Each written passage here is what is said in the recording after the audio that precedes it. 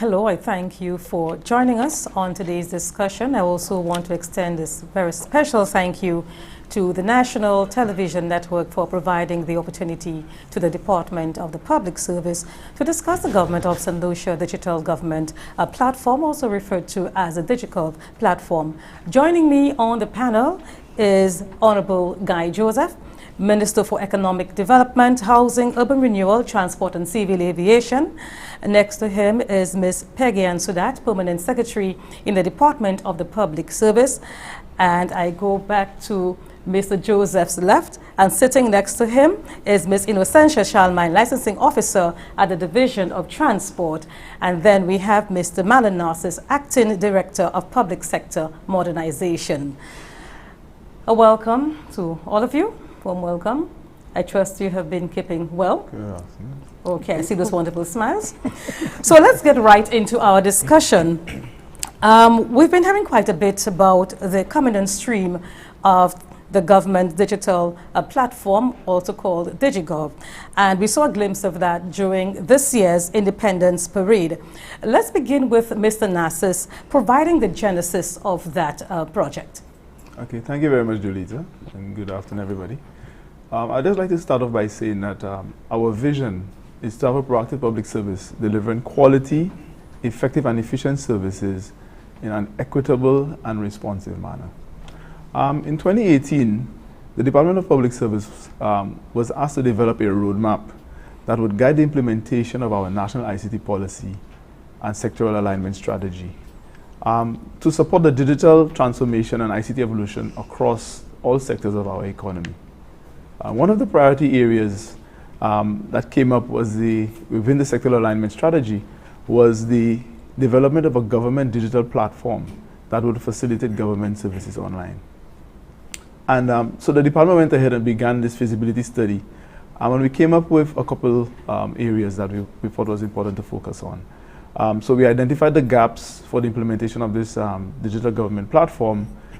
We focused on 9 ministries, 13 agencies, and we came up with about 154 services that we saw that was important to put them online for use by the public. It also informs, this assessment also informed the implementation of this platform to allow for the seamless movement of information from one agency to the other, essentially allowing this integration to facilitate the integration online to facilitate those transactions. We're also looking at the ability to now improve on service delivery, improve on productivity within the public service, as well as to create added value for the citizenry and the business environment as well. One of the key functions of this project is to allow for added value services for the private sector, so that they too now can piggyback on the implementation of the project to provide additional services and add more value to the platform over time. And also, we want to accelerate government digital transformation and re-engineering to ensure that all of these processes reap benefits across throughout the shared services across all of the agencies of government. So my understanding is that the DigiGov platform will be rolled out in different phases. Where are we now? Right, so today we're more or less here to announce the beginning of registration for the platform for the first 2 services, which would be the ability to have renewal of driver's licenses, as well as the renewal of a driver's license if it's lost, stolen, or damaged. We're very excited to get to this point, and we're thinking that this will give us the opportunity for us to have this as our proof of concept as we move the platform over its maturity cycle over the next 2 years. Okay, so now that you've mentioned the licensing, let's move our attention over to the Minister. And of course, it's no secret, Minister, that the Division of Transport has come under immense criticism over the years. With persons, complaining about the inordinate length of time it takes for them to actually obtain a driver's license. How is DigiGov expected to address this situation? So thank you, first of all, for having me, and let me compliment the Ministry of the Public Service for where we are at this point in time with this program. When we came into government, we came in with the mandate to to build a new Saint Lucia. And people generally think of building a new Saint Lucia in terms of infrastructure projects. So they look at roads, buildings, and things of that nature. But the network that is required for Saint Lucia to leapfrog into the digital age and using technology to reduce the cost of doing business, the time it takes to do business. So I have been pushing very hard with the Department of the Public Service to launch the licensing program first.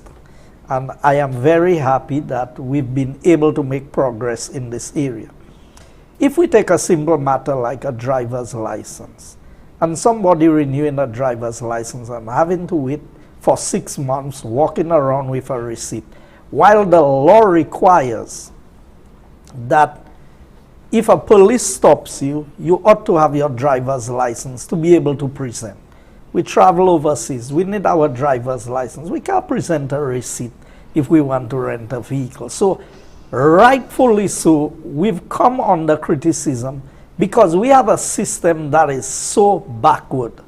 So if I give you a simple example, when I came into government in 2006 and I became Minister of Transport, we had a system, the AS400, that was not necessarily the most efficient system.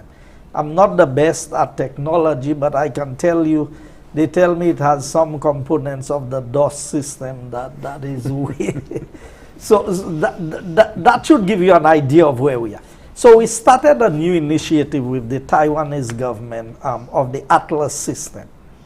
Unfortunately, coming back into government after 5 years in opposition, there was not even a merger of the AS400 with the Atlas system, and nothing really moved forward. So right now, the staff at the Ministry of Transport, whether from the Viewfort branch or the Castries branch, have to go through 2 systems to get information to be able to deal with what is before them. And I guess as we go through, we will discuss more of the details of the irregularities in the system and why we may have to. I have been considering as minister that we may have to give an amnesty to get every vehicle re-registered and develop a proper database. So what we are attempting to do now is to be able to have a seamless system online that is linked to the courts, because we want to introduce the demerit point system, because I find there's too much careless driving and too many accidents in Saint Lucia. So when you don't pay your ticket, when you get into an accident, when you are convicted in court, it automatically reflects in the system, and that you can automatically lose your license without even having to go to court once you go below a certain number of points. So these are some of the things, but in the first phase of it, what we are attempting to do is to save people the trouble. You can get your credit card mailed to you. So we want people to be able to have their driver's license paid for online, be able to pay an extra fee and get it delivered to their workplace, their home, or their post box, or whatever format that they choose. For our people who are living overseas, that they can do the transactions, they can get their license renewed in Saint Lucia while they're overseas, and they can get the actual license mailed to them. I mean, that is just the first step. But moving forward, there would be a lot more features that would be added to the transport sector.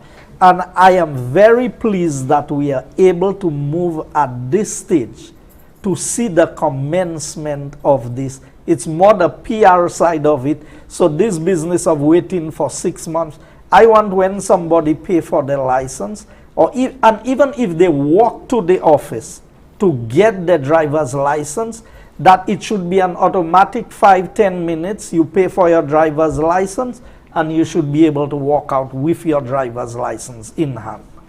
Okay, now the driver's license is just one component of the overall project. So this time we want to go to PS Soudatt. And of course, we've established that DigiGov includes the automation of over 100 services, public services. How does DigiGov, what strategic value does it add to the government's business continuity plan? Okay. Good morning, and thank you, Julissa, for having us. I would really like to just indicate to the viewers that this month is very significant for us. And it's a very exciting month as we prepare first to launch the re-engineered process for the application and renewal of driver's licenses. But this month we also celebrate public officers for their contribution to society, and on the 23rd, Public Service Day is the 23rd of June. And incidentally, this year, the theme is Action Today, Impact Tomorrow, Innovating and Transforming Public Services and Institutions to Realize the SDGs, the Sustainable Development Goals. So it's very opportune, and the theme ties in nicely with what we are doing as public service, collaborating with the Department of, with the Transport Division to launch the re-engineered service. And over the last few months, we saw what happened. As public service, we had to rethink a lot of what we were doing and how we were doing it. People will say to you, you will hear the criticisms that everybody seems to be using COVID as an example, but COVID really put things into perspective for us. And we have heard the talk about, people have been asking for flexi time and working from home and so on. And for the most part, we thought that it was not achievable, and so. But we had to do what we had to do to keep the public service running. And during this time, we recognized how important the public service was to ensure that the country is running efficiently. And with a project like that, it is obvious that it would allow us to do things differently.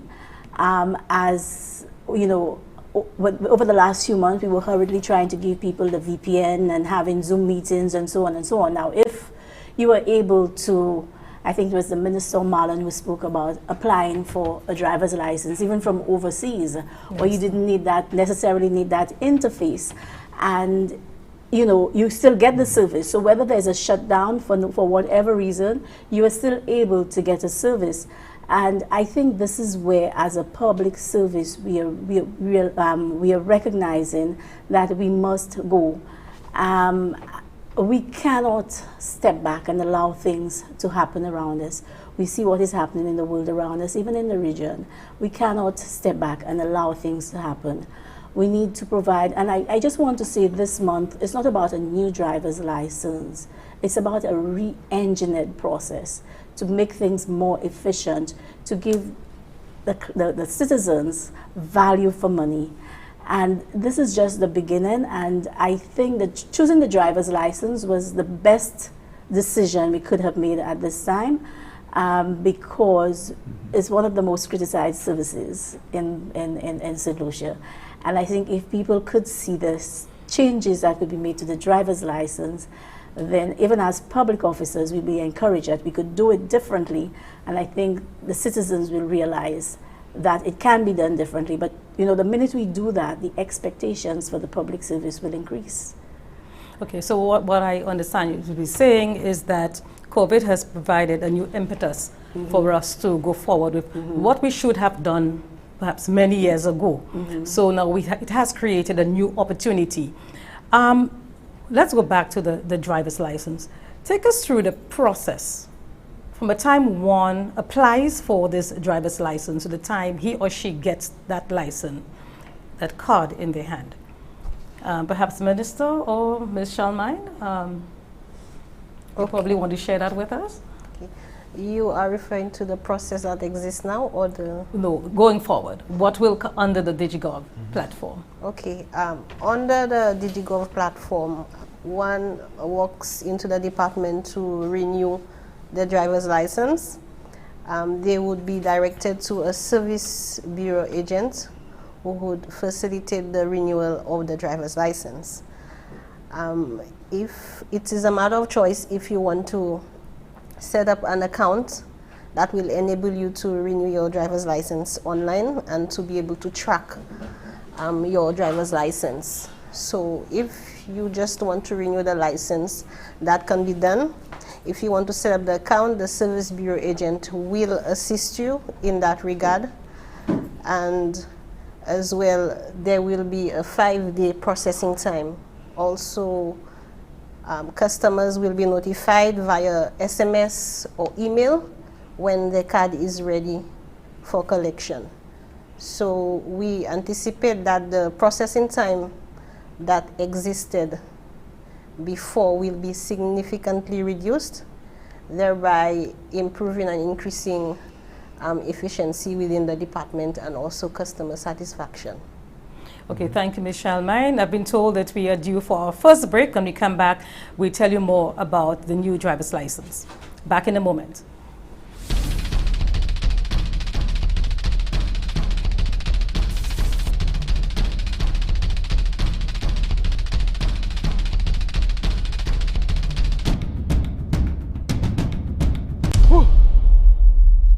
All right, let's go. I can't be late there before they fire me, huh?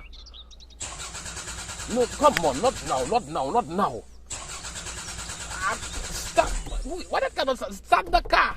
Where you think you're going? Who said that? Yes, where you think you're going? You can talk? No, I can formulate words and sentences. What kind of stupid... That, how you mean where I going? I'm hurrying to go to work before they fire me. Start.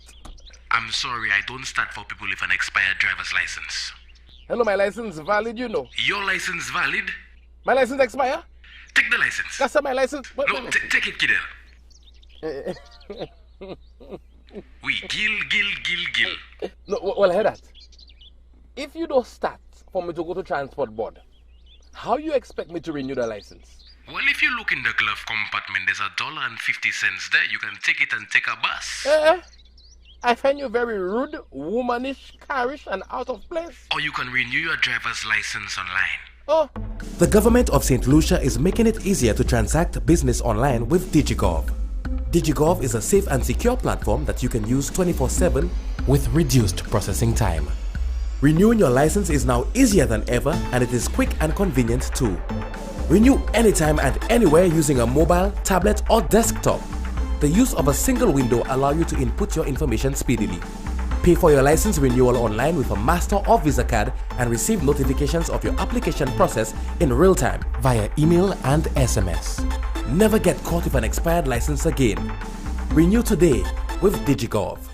Alright, so right now my license renew and I'm ready to go. It's time for us to go before they fire me there. Y'all know it's only one job I can get. Hey, you mean to tell me all the time is gas I don't have in the car like that?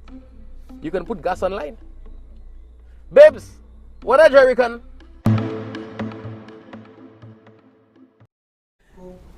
Welcome back. In case you have just joined the discussion, the focus is the DigiGov platform, which is expected to significantly transform the public service in St. Lucia.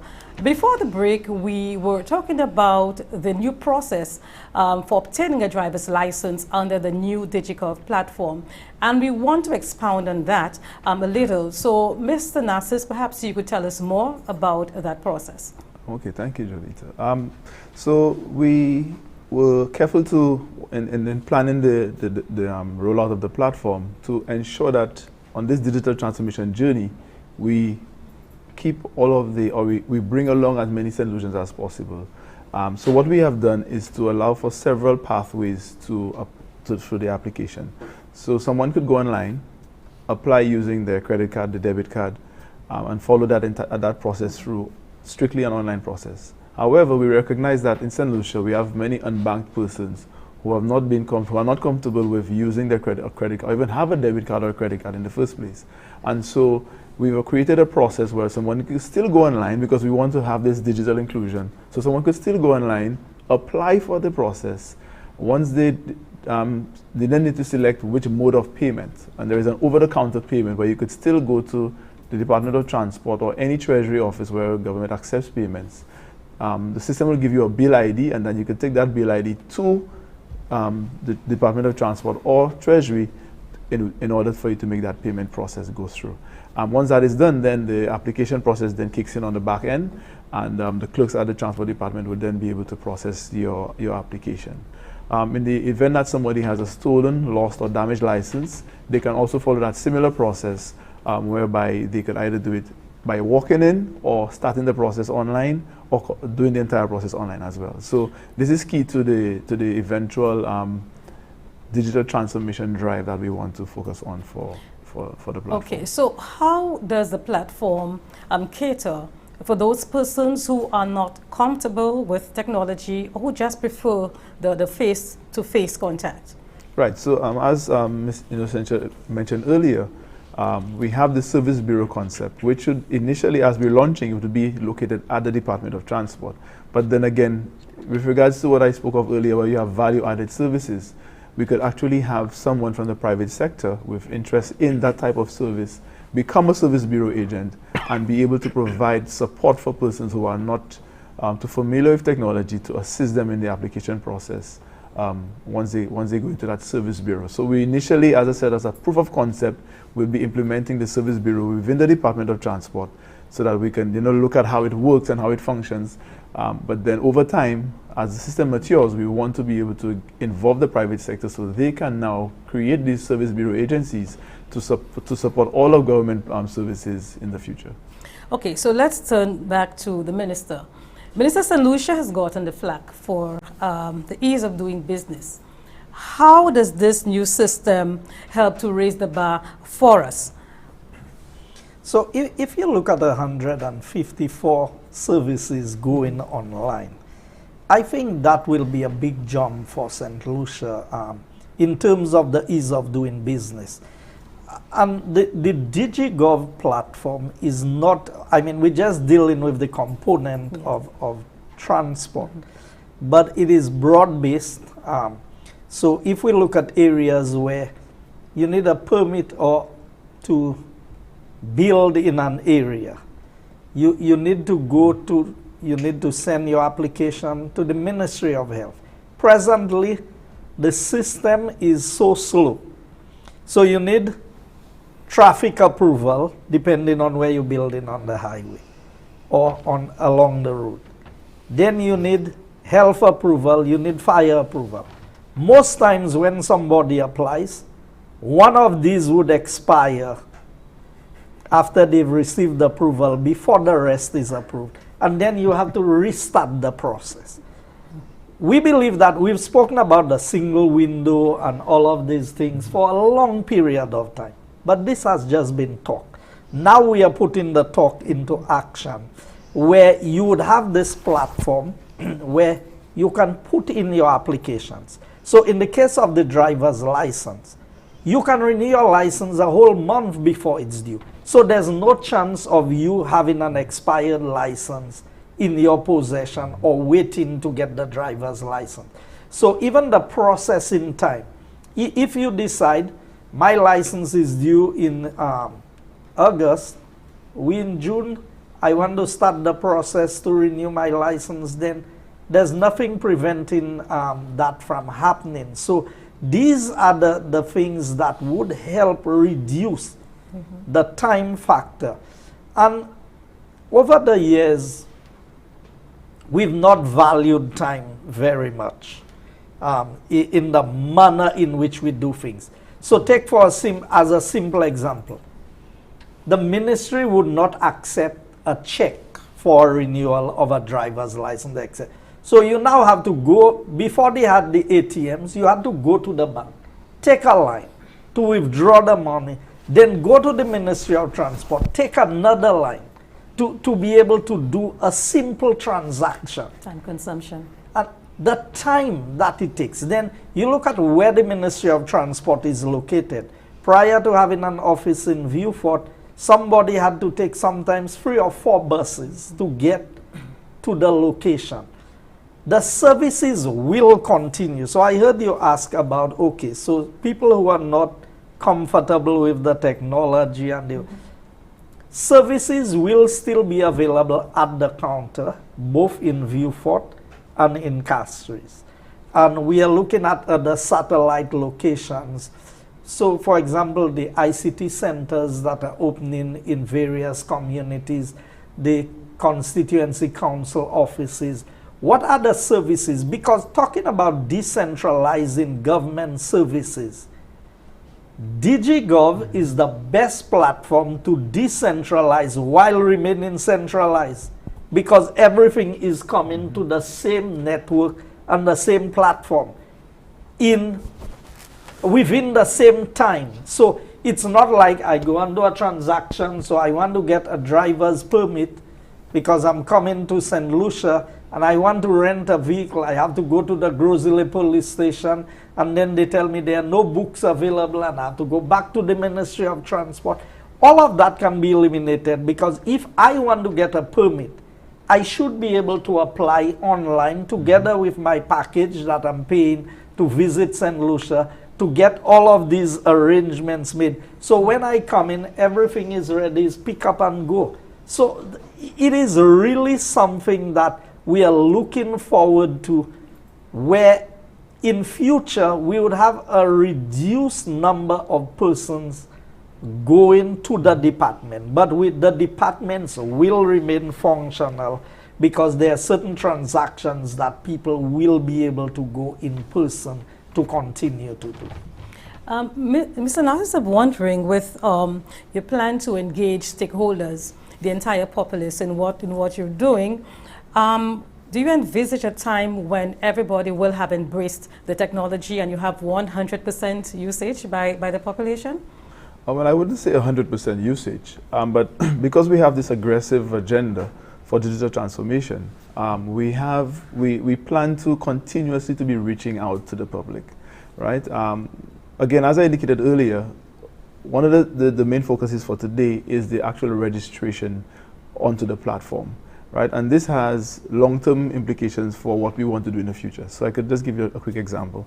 So the registration process now would allow for persons to go online, register.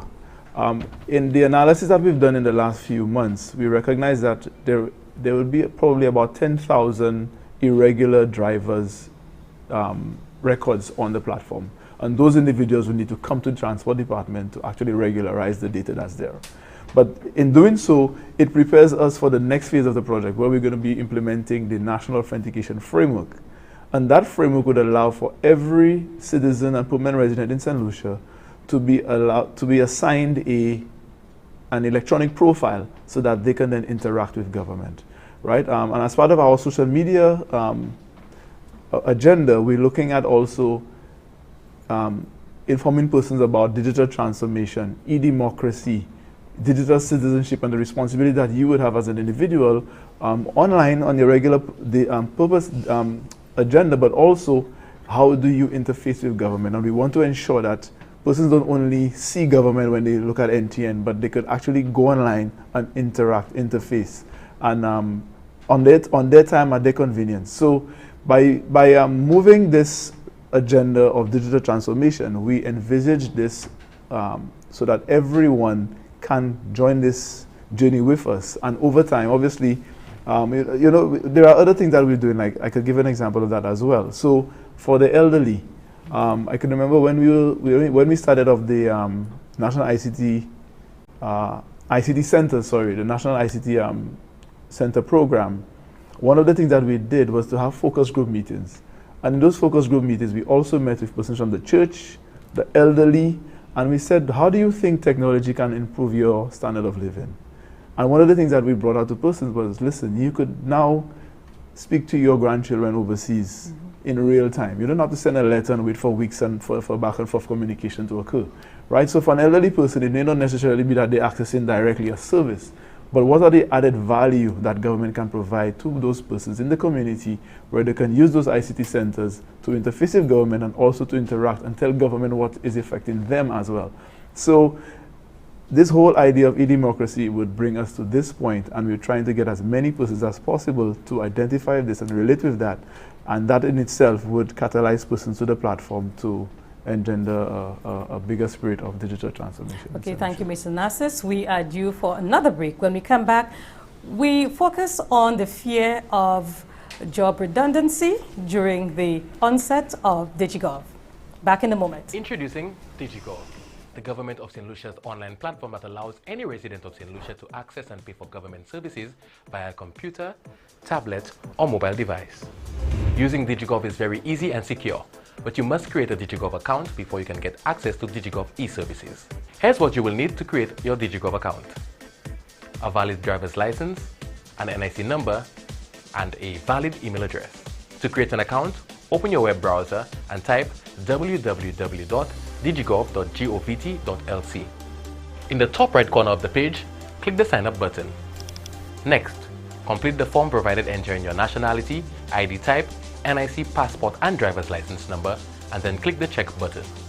A self-registration screen will open and will display your existing information. Now enter a valid email address in the email field and click the submit button. An email will be automatically sent to you with your new login and password details. Take note of your username and password. Return to login page and log in using your NIC number and password sent to you via email. Next, create a new password by typing your password in the new and confirm password field. Click submit. After creating new password, you will be redirected to your profile page to update your home address and contact details. Click submit to update your profile. A notification screen will pop up indicating you have successfully updated your profile. Click OK to complete the profile update process. Congratulations! You have successfully created your DigiGov account. If for any reason you are unable to log in, please visit the Division of Transport with a valid form of ID, a valid email address, and your NIC card for assistance, or call Division of Transport at 468-6300. DigiGov, serving people and businesses with that island love. DigiGov c'est un service internet gouvernement qui a permis aux résidents ici pour payer un code visa fait avec gouvernement en son computer, tablette et bien portable. DigiGov facile et à l'aise, mais vous pouvez pour enregistrer avant au service. Pour enregistrer, vous avez besoin de licence chauffeur qui n'y valait, numéro NIC et l'adresse email qui n'y valait. Pour enregistrer pour servir DigiGov, ouvrez un web browser sur computer et mettez www.digigov.govt.lc. Vous pouvez voir une fenêtre qui est ouverte devant vous. Touchez le bouton qui dit Sign Up. Mettez des détails. Genre, numéro NIC, passeport et licence chauffeur. Et touchez le bouton qui dit Check. Une fenêtre qui est ouverte devant vous qui a information. Mettez l'adresse email et touchez le bouton qui dit Submit pour continuer et puis travailler l'application. Vous pouvez joindre un email qui a des détails login et password. Retournez à sous fenêtre login avec un numéro NIC et password là ou joindre un email. Vous pouvez enregistrer un password neuf pour continuer. Mettez un password neuf, vérifiez et après touchez le bouton qui dit Submit. Après, un fenêtre neuf qui est ouvert qui n'y a pas pour mettre des détails l'adresse et information pour faire contact et puis touchez le bouton qui dit Submit pour changer les détails. Vous pouvez voir une boîte de conversation qui est pas web. Touchez le bouton qui dit OK pour continuer. Ça c'est tout. Actuellement, on service DigiGov. Si vous avez des problèmes avec l'assistance, visitez Division Transport et téléphonez le numéro 468-6300 DigiGov, serving people and businesses with that island love. Welcome back to our DigiGov platform discussion. And at this point, we want to go into a very sort of sensitive area. And Minister, I see you watching me, so you probably want to preempt what I'm about to ask. Okay, so there's always a level of fear as far as job retention is concerned when technology, is being embraced, and questions like, will I become redundant? I don't know, Ms. Charlemagne, whether you have gotten that kind of reaction, but I want Minister to, just address that. Will DigiGov result in any job loss? So, I would begin by saying, let's look at globally what has happened. There are many countries that have technology has advanced beyond what we can think of here in terms of what they are doing. Have we seen unemployment numbers higher in these countries? You see, the fear that technology is going to replace persons in jobs, I think that is misplaced, and there's no record to show. Sometimes we are fearful of efficiency, of doing things for the sake of job preservation. But that is not the way to go. So if we were just introducing technology and everything remained the same, then we would have to worry about that. Because definitely, if you do not expand and grow as a country. So what we've said as a government is that we need to double the GDP of this country. We need to grow at a much higher rate than what we are growing at. If you are going to, even if you achieve half of what you have to do, the present employment numbers cannot meet the requirements of growing the economy sufficiently. So I'm not concerned about that. We've spoken about retooling our workers, preparing people for a different type of work environment.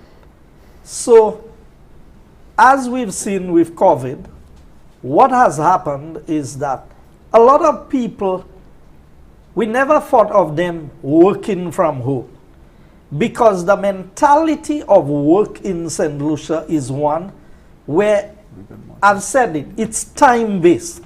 So I report to work at 8 or 8:30 and I leave at 4. It doesn't matter what my level of productivity is, because our focus has been, you must be at work on time and you must leave at a certain time. That is problematic. That does not mean because I spend 8 hours on the job that it has been 8 productive hours. So we need to move away from that mindset and begin to think like other people, that you can get a fair day's work even if the person is not in the office. So these are the things. So we've looked at the South Louis Community College. And in discussions with the Minister of Education, what we are looking at is, how do we retool our workers, especially beginning with the public service? If you are going to have that shift into the DigiGov platform, our present workers, are they properly equipped to be able to be the ones to continue? What are the training programs? And that's what we are looking at.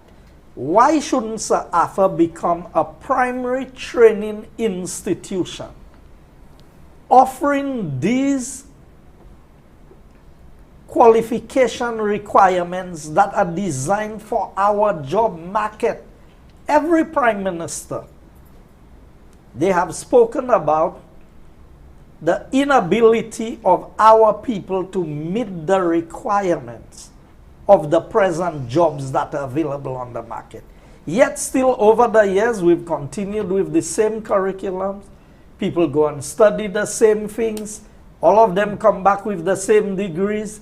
And then there are certain sectors of the, so how do we, let me just branch off and say, how do we come up with the priority list? Have we revisited sufficiently where government's priority list is and what it should be and how we go there? And that's why I think the PS is better placed as the PS of public service. But I'm speaking from the minister's point of view. I am not concerned that it is going to reduce employment. I think it is going to grow employment, and people would be in better paying jobs with technology than they are without it. Because you know what? When you become more efficient, you can produce a lot more. When the resources are spent in the right places, then you get a better output. So PS, Minister has nudged you to respond, so I guess you don't have a choice. Okay, well, I think Minister made some very good points. I want to say that digital transformation is not only about new technologies, but it will require an overhaul of processes, of organizational structures, the manner in which we deal with the public, and a lot more. Generally, it is felt that digitization would result in job loss. It is not necessarily so. As a matter of fact, what we may need to consider, we need to rethink job descriptions. Look at our current job descriptions and the duties that can be readjusted to accommodate new digital processes. Minister spoke about reskilling, retooling people, retraining people, and this is something that we may need to do. As a matter of fact, what you may find happening is that with digitization, people can be placed in jobs that they can add more value to. So, you know, for example, auditing of systems and so on, because what we have come to realize over the years, digital transformation has more or less increased the need for monitoring, for auditing of systems and so on. So we could actually put people in jobs that add more value. We could redeploying people into, you know, people with specific skills into other areas and so on. So it's not necessarily about job losses. We know that there will be a need to rehaul the systems, rehaul the processes, organizational structures and everything. Employment is going to be different, but it's how we deal with it. And I am sure that the experiences so far with the Ministry of Transport does not, you know, indicate that jobs will be lost. As a matter of fact, there may be the opportunity to even bring in more people to deal with what needs to be done. Is that so, Ms. Charlemagne? Yes. What do you see on the ground in terms of? Well, I would agree with PS. There may be an opportunity for more persons to be brought in to enable the processes to be done as it is. Okay, Mr. Narcisse, I take it that you also wanted to add something to that? Yes, thank you very much. I just want to give everybody a clear idea of exactly how we're approaching this thing, especially in light of the part of our discussion on jobs and how the project impacts, you know, work and the processes. So in the initiation phase of the project, we focus on 4 main areas. The business processing, which would look at the BPR processes, looking at the process, the workflows and what have you, how that ties into the outputs that need to come out of the agencies. We also focus on the legal framework, so what legal framework that would be there to support the eventual digitization of the process. We also looked at the infrastructure side of things. And a major component was the change management for user adoption component, which speaks directly to what we're talking about now. And essentially, in understanding the process, we looked at what existed. We made prescriptions, especially on how we think it should go in the forward, and also developed some requirement specifications. And in developing those requirement specifications, we tied them now to what current jobs that exist and what would be needed going forward, right? Once we create that change for the DigiGov platform. So every position was reviewed. So we spoke earlier about the Service Bureau agent. That is a new job title, a new task that now has to be undertaken at the Department of Transport. We can retrain persons, right, to be able to handle those responsibilities. So it is a matter, obviously, as well as when we look at the infrastructure, transport has to now also restructure how its physical apparatus to be able to deal now with the public in a different way, because we now changed all of these requirements from the old processes to the new ones. So our change management framework for user adoption is key to retrain, retool persons so that they can now provide the services to the public based on the requirements of the DigiGov platform. Okay, yes, Minister? Just permit me to add this one. We must not lose sight of what we are attempting to do, to provide more efficient service to the public. People make 5 trips to the ministry to get a license renewed. People do, I mean, the kind of horrors that people go through. Sometimes to do a simple change of ownership transaction, when you can eventually have all of this information downloaded before, so by the time you get there. So the focus of this is on greater efficiency and reducing the cost to the public in terms of not the fees they are paying to government, but what it costs them to get the service, so that they can better utilize this time in more productive things. That is the whole aim of this DigiGov, is not just to put us in more modern in terms of what we are doing, but it is the output that we are trying to get, where the public can be satisfied that they are getting quality service in a timely manner because of what we have established.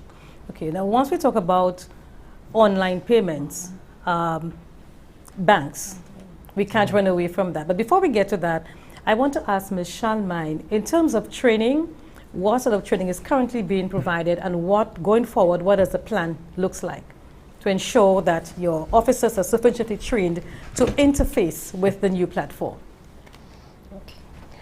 In January of this year, we went through the first phase of our training, and it was a 2-day training for us, where we were put through the new system. So the staff have been trained, and we are very excited about the introduction of our services, that is the renewal of the driver's license and duplicate license online. Of course, this month, when the program will be launched, we will be going through a refresher course, just to ensure that everybody is on par. Yes. Okay. Minister, the banks, collaboration with the banks, as far as the online payment is concerned, where are we? So I need to say this because the Department of Public Service can tell you that I did apply a lot of pressure for us to launch that program in January, and we had given some time. We had given 2 previous dates for the launch of the program. It was through no fault of the public service that we were not able to meet the time that we set. It was the matter of the payment and the system with the banks. And we all know, opening an account, we know all of the issues that we are confronted with. And getting into a system, remember, these funds are to be paid to the government through special arrangements. Either government have their special collection points, and these funds go into the consolidated fund when it is collected or when it is deposited. You are now going into a different system. And so I know that it took quite a bit of time to get everything worked out with the banks, but I think that we are in a comfortable place now where we can, and maybe Mr. Narcisse or PS can say exactly where they are. But I wish we had another format to be able to facilitate that. But it is what it is, and we have to work in the environment that we are in. So our biggest delay with launching this was to get the payment platform between the department, the persons who would be making the payments through their credit cards online, and the banks. But I think we've made sufficient headway, and that is why we are here today, to begin to speak about it and to alert the public, to let them know that it is becoming a reality. Okay. The minister has nudged you again, PS? Considering. No, I think Marlon will be okay. Well, I could speak to some of the technical matters with regards to the payment platform. So, to allow for payments, as Minister said, we required a repatriation of the monies once it goes through any payment process. So for the online part of it, we had to have integration with our internal records management system. So the Treasury has a system that we needed to integrate with, which thankfully now all of the repatriation can be done in real time, right? And we had some issues initially trying to get our data, it's called payment card industry approvals, where you need to have a certain amount of data integrity, data security built into your platform, cyber security built into your platform, so that the bank would be sufficiently satisfied that we can undertake, these types of transactions. So it was a long process, but we finally here at the point now where we have full integration with the online platform, the processor, and the DigiGov platform, as well as with the Treasury system where all of the money is going to be repatriated. And this, as the minister said, this is why we're here today, to begin the registry, to at least to inform the public of the registration, so that they can begin applying for the services online within the next 2 weeks. So again, we have a full end-to-end process where somebody can go using their online platforms, whether it's for a debit card or credit card, to apply. I could also quickly speak to data protection as well, because this was a major concern, and is a major concern of the public as well. Just from our previous stints here, some of the feedback that we've received, we recognize persons are concerned about their data privacy. And even some of our stakeholders, like the NIC, they have been concerned about what is government going to do to protect the data, both from the legal perspective as well as from the infrastructure system perspective. And so we have been liaising with the Ministry of Tourism and Information and Broadcasting to get 2 pieces of legislation in place in order for us to go ahead and launch a project. One would be the Data Protection Act. From our last discussions with the ministry, that data protection is now in force from the 1st of June. We also have been working with them on the effective date for our e-Transactions Act. Again, we're hoping that that would be also effective within the next couple of days, so that would facilitate the launch of the platform. We also, on the technical side, have gone through a long process of ensuring that we've covered every single aspect as it relates to cyber security, because once somebody gets in there, the platform now becomes compromised, and we don't want that. And so we've gone through the painstaking effort to ensure that we've covered every single aspect with regards to protecting persons' data, both on the technical aspect as well as from the legal and regulatory angle as well. Okay, so I guess this, you have the necessary safeguards in place to also protect users' confidentiality. Correct. As well. Yes. What sort of monitoring mechanisms are in place once we get a full rollout of the platform?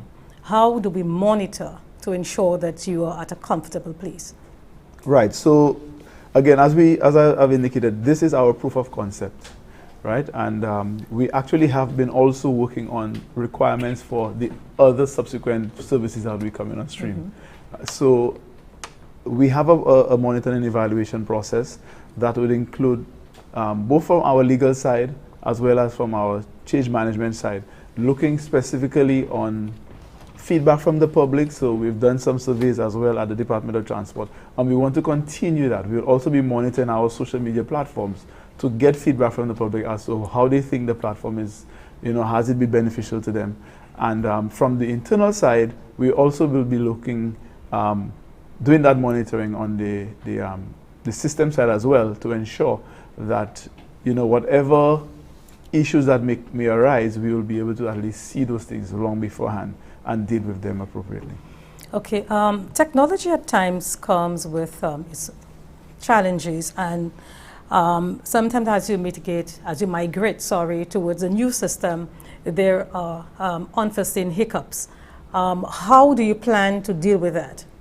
Right, in fact, surprising that you said that. Initially we wanted to do a hard launch in June, but the minister was of the view that, hey, let us do the registration early on, get the public to buy into the platform, go live, and whatever issues that we may come across, we can deal with it at that point before we actually do a full-scale launch of the platform. And again, that's why I've been using our proof of concept, which is be live, which will obviously reduce on the the amount of processing that would exist at transport, but essentially we're trying our best to leapfrog, but to also do it in a manner that would allow us to be able to monitor and evaluate sufficiently so that we don't have a major problem, on our hands if something goes wrong. So in the last 6 months, we've been doing a lot of load testing and penetration testing on the platform to ensure that if we have a large number of persons coming onto the platform at one time, it doesn't crash, and at the same time ensuring that everybody's data is protected at the same time. Mm-hmm. So as we get ready to wrap up, perhaps you'll give us an idea of the other services that will come under the other phases of the project. We've looked at the key component of phase 1, and that is the driver's license. Mm-hmm. But we know there is a slew of over 100 services. So just give us an idea of what other services we're looking at. Yes, so in phase 2, we'll be focusing a lot on the the vehicle registration processes. In fact, in one of the stakeholder meetings that we had with the financial institutions, they were very keen on the vehicle registration part of the platform that would assist them in providing the services to the public when persons come for loans on vehicles. I was even informed of one situation where there was one loan, there were 5 loans on one vehicle. Wow. Right? Because there was no way that the banks could have been assured that, hey, this vehicle did not have any liens on it in the past. So our platform would be extending not just to improve government internal efficiencies, but also to provide additional value added to the private sector in those areas. We're also looking at, in the 3rd phase, our national authentication framework, which will be supported by services like application for birth certificates, death certificates, marriage certificates, as well as in the 4th phase, focusing on services that impact the private sector. So the entire business registry will be reformed so that persons can register online, apply for changes of the directorates and what have you within their businesses, as well as things like headquarter licenses and name searches, notice of cessation of business registration. We're also looking at the ability for persons to apply for their passports online in the subsequent phases. So again, as we said, we have 154 services, and we're very excited to get them out there for the public use. And it is going to be a very exciting journey going forward. Okay, so as we wrap up, final words from you. You want to start with Ms. Charlemagne? Okay.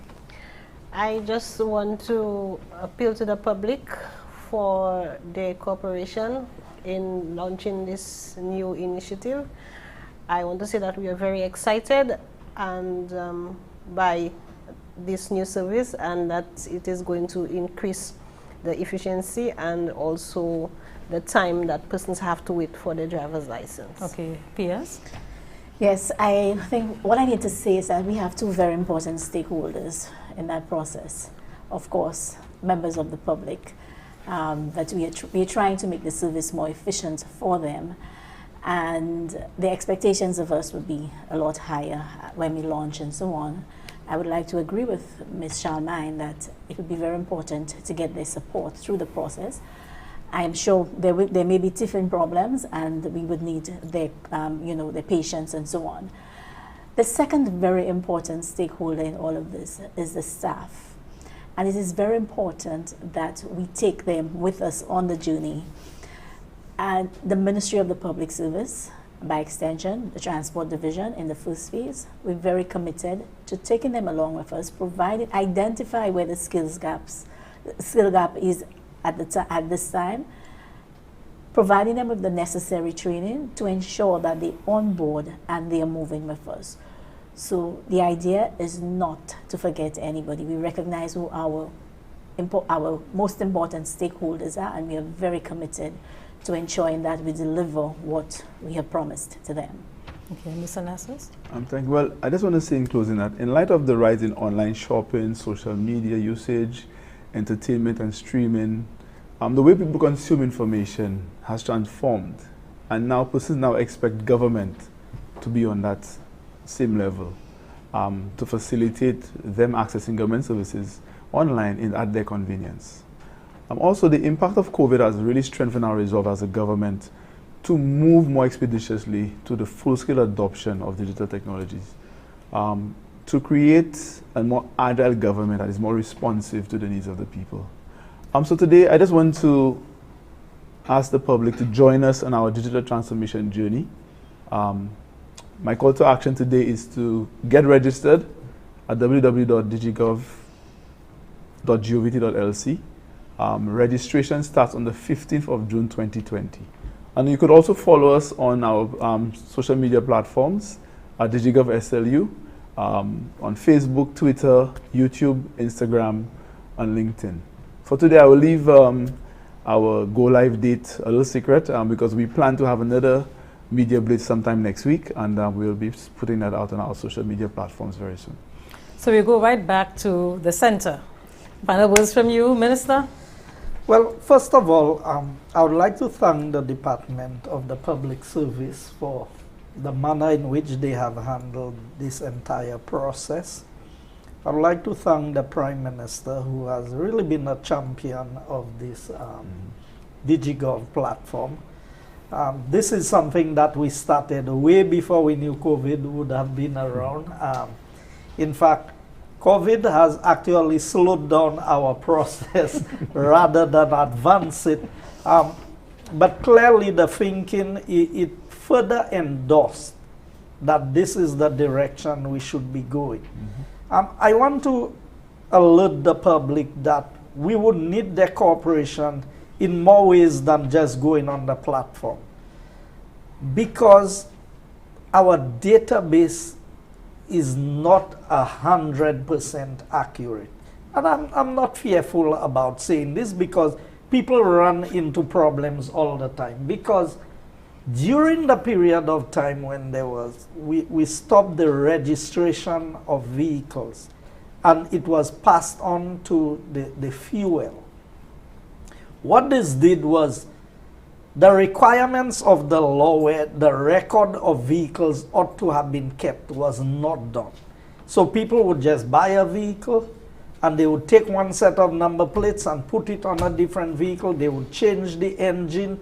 They would change things that need to be reflected in the system. I am sure that they would learn. We have over 10,000 driver's licenses out of the 50,000+ that we have, that the information is not 100% accurate. So these people will not get a seamless transition into the new system. We would need them to come in. There are people with vehicles, when we would go to the registration of the vehicles, that they would need to come in and verify. And I've been in discussions with the Attorney General that we may need to create an amnesty for that because of all the documentation that is required.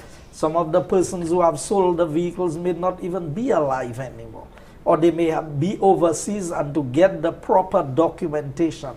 So once a vehicle has not been reported stolen or missing or is in dispute, then we should be able to do something to facilitate through an amnesty. And these are the things that we are looking at.